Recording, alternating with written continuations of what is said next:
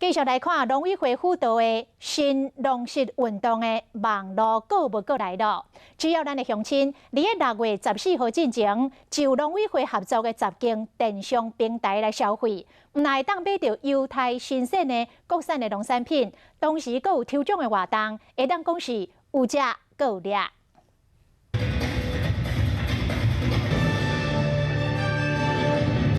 闹热开场，宣示台湾新农食运动网络购物活动开始。这是农委会当年拢会辅导的活动，前后1个月，同时选出10大电商平台，甲国内将近4000位农友共同合作，提供超过7000项农产品予消费者选买。佮特别邀请蔡桂芳、焦志峰老师以及营养师李婉萍徛台，招大家做伙透过网络买上优质新鲜的国产农产品。很多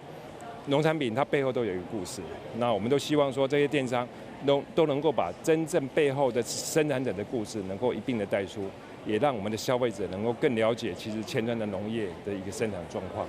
所以今年的特色大概就是会把更多元的产品上架，消费者在这个电商平台购物的时候是能够很安心的去购物。 这个活动即日起到6月14为止，农委会呼吁消费者用行动支持在地农友。